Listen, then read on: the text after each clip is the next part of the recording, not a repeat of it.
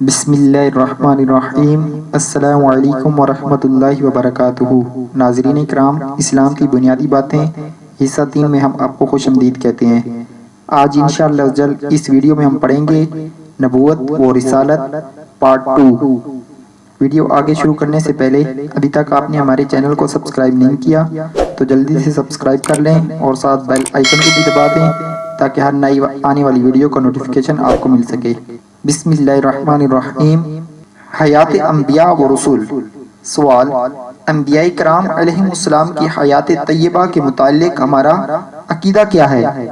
جواب: انبیاء کرام علیہم السلام کی حیات طیبہ کے متعلق ہمارا عقیدہ یہ ہے کہ وہ اپنی اپنی قبروں میں اسی طرح باحیات حقیقی زندہ ہیں جیسے دنیا میں تھے، کھاتے پیتے اور جہاں چاہیں آتے جاتے ہیں۔ سوال: کیا حیات کا عقیدہ قرآن سے ثابت ہے؟ جواب: جی ہاں، حیات کا عقیدہ قرآن سے ثابت ہے۔ چنانچہ پارہ 2 سورہ بقرہ کی آیت نمبر 154 میں ہے: وَلَا تَقُولُوا لِمَنْ يُقْتَلُ فِي سَبِيلِ اللَّهِ أَمْوَاتٌ بَلْ أَحْيَاءٌ وَلَكِنْ لَا تَشْعُرُونَ۔ ترجمہ کنز الایمان: اور جو خدا کی راہ میں مارے جائیں انہیں مردہ نہ کہو بلکہ وہ زندہ ہیں، ہاں تمہیں خبر نہیں۔ پارہ 4 سورہ آل عمران کی آیت نمبر 169 میں ہے: وَلَا تَحْسَبَنَّ الَّذِينَ قُتِلُوا فِي سَبِيلِ اللَّهِ أَمْوَاتًا بَلْ أَحْيَاءٌ عِندَ رَبِّهِمْ يُرْزَقُونَ۔ ترجمہ کنز الایمان: اور جو لوگ اللہ کی راہ میں مارے گئے ہرگز انہیں مردہ نہ خیال کریں بلکہ وہ اپنے رب کے پاس زندہ ہیں، روزی پاتے ہیں۔ پارہ 14 سورہ نحل کی آیت نمبر 97 میں ہے: من عمل صالحا من ذکر او انثى وهو مؤمن فلنحيينه حیاتا طیبتا۔ ترجمہ کنز الایمان: جو اچھا کام کرے مرد ہو یا عورت اور ہو مسلمان تو ضرور ہم اسے اچھی زندگی جلائیں گے۔ سوال: قرآن کریم میں تو صرف بعض مومنین و مومنات اور شہداء عظام رحمہ اللہ السلام کی حیات ثابت ہے، انبیاء کرام علیہم السلام کی حیات کیسے ثابت ہوگی؟ جواب: پارہ نمبر 5 سورہ نساء کی آیت نمبر 69 میں ہے: وَمَن يُطِعِ اللَّهَ وَرَسُولَهُ فَأُولَٰئِكَ مَعَ الَّذِينَ أَنْعَمَ اللَّهُ عَلَيْهِم مِّنَ النَّبِيِّينَ وَالصِّدِّيقِينَ وَالشُّهَدَاءِ وَالصَّالِحِينَ۔ ترجمہ کنز الایمان: اور جو اللہ اور اس کے رسول کا حکم مانے تو اسے ان کا ساتھ ملے گا جن پر اللہ نے فضل کیا، بعض انبیاء اور صدیق اور شہداء اور نیک لوگ۔ اس آیات مبارکہ میں جن 4 گروہوں کا تذکرہ ہے ان میں شہداء عظام رحمہ اللہ السلام کا ذکر 3 نمبر پر ہے اور عام نیک لوگوں کا ذکر 4 نمبر پر ہے۔ جب انعام شدہ لوگوں میں 3 نمبر والے کی حیات قرآن کریم سے ثابت ہے تو 2 نمبر پر موجود صدیقین رحمہ اللہ مبین اور پہلے نمبر پر موجود انبیاء کرام علیہم السلام کی حیات بدرجہ اولا ثابت ہوگی۔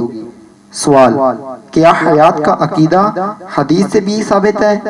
جواب: جی ہاں، حیات کا عقیدہ حدیث سے ثابت ہے۔ چنانچہ اللہ تعالیٰ کے محبوب دانائے غیوب منزل عن العیوب صلی اللہ علیہ وسلم کے فرمانے ارشان ہے: الانبیاء احیاء فی قبورہم یصلون، یعنی انبیاء کرام علیہم السلام اپنی اپنی قبروں میں زندہ ہیں اور نماز پڑھتے ہیں۔ نمبر 2: ان اللہ حرم علی الارض ان تأکل اجساد الانبیاء فنبی اللہ حی یرزق، یعنی اللہ عز و جل نے زمین پر حرام ٹھہرا دیا ہے کہ وہ انبیاء کرام علیہم السلام کے جسموں کو کھائے، پس اللہ کا ہر نبی زندہ ہے اور رزق دیا جاتا ہے۔ سوال: کیا انبیاء کرام نے موت کا ذائقہ چکھا ہے؟ جواب: جی ہاں، تصدیق وعدہ الہیہ کے لیے ایک آن کو انبیاء کرام علیہم السلام پر موت طاری ہوئی، پھر وہ بدستور زندہ ہو گئے۔ چنانچہ اعلیٰ حضرت رحمت اللہ تعالی علیہ نے کیا خوب اس کی منظر کشی کی ہے: انبیاء کو بھی اجل آنی ہے مگر ایسے کہ فقط آنی ہے، پھر اسی آن کے بعد ان کی حیات مثل سابق وہی جسمانی ہے۔ سوال: انبیاء کرام علیہ السلام اور شہدائے اعظام رحم اللہ السلام کی حیات میں کیا فرق ہے؟ جواب: انبیاء کرام علیہ السلام اور شہدائے اعظام رحم اللہ السلام کی حیات میں فرق یہ ہے کہ اللہ عز و جل نے انبیاء کرام علیہ السلام کو جو زندگی عطا فرمائی ہے وہ شہیدوں کی زندگی سے کہیں بڑھ کر ارفع و اعلیٰ ہے۔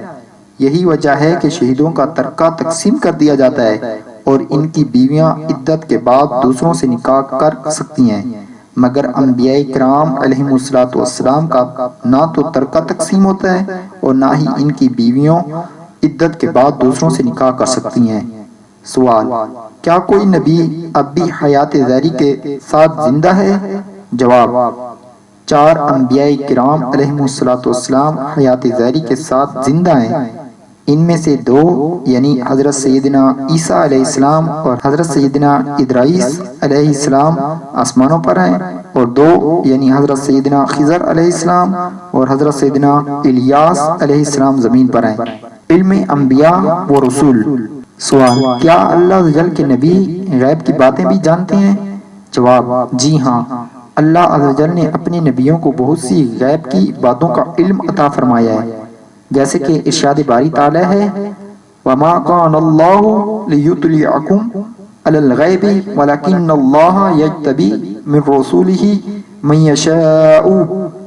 ترجمہ کنز ایمان۔ اور اللہ کی شان یہ نہیں کہ اے عام لوگوں تمہیں غیب کا علم دے دے، ہاں اللہ چن لیتا ہے اپنے رسولوں سے جسے چاہے، اور بالخصوص سرکار دو عالم صلی اللہ علیہ وسلم کے علم کے متعلق یوں ارشاد فرمایا وَعَلَّمَكَ مَا لَمْ تَكُنْ تَعْلَمُ۔ ترجمہ کنز ایمان، اور تمہیں سکھا دیا جو کوئی تم نہ جانتے تھے۔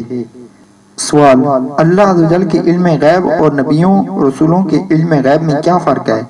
جواب: اللہ عز و جل کا علم اور اس کا ہر کمال ذاتی ہے، کسی کا دیا ہوا نہیں، جیسے کہ فرمان باری تعالیٰ ہے انما غیب للہ۔ ترجمہ کنز ایمان، غیب تو اللہ کے لیے ہے، جبکہ نبیوں اور رسولوں کا علم غیب عطائی ہے، یعنی انہیں یہ علم اللہ تعالیٰ نے عطا فرمایا۔ سوال: اگر کوئی شخص غیر خدا کے متعلق یہ عقیدہ رکھے کہ اسے اللہ عز و جل کی عطا کے بغیر علم غیب حاصل ہے تو اسے کیا کہیں گے؟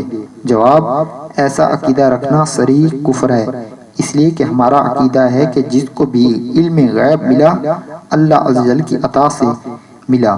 چنانچہ بہار شریعت جلد اول صفحہ نمبر 10 پر ہے کوئی شخص غیر خدا کے لیے ذاتی یعنی بغیر اللہ کے دیے علم مانے وہ کافر ہے۔ سوال: جو لوگ نبیوں اور رسولوں بالخصوص سرور دو عالم صلی اللہ علیہ وسلم کے علم غیب کو بالکل نہیں مانتے انہیں کیا کہیں گے؟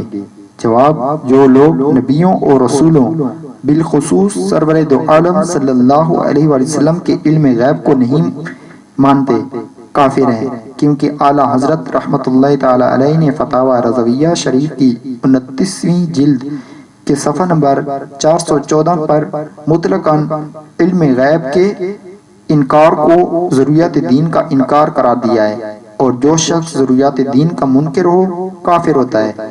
مزید فرماتے ہیں کہ جو شخص علم غیب تو مانے لیکن غیوب خمسہ کو نہ مانے تو وہ بدمذہب و گمراہ ہے، کیونکہ غیوب خمسہ پر ایمان ضروریات اہل سنت ہے، اور ضروریات اہل سنت کا منکر بد مذہب و گمراہ ہوتا ہے۔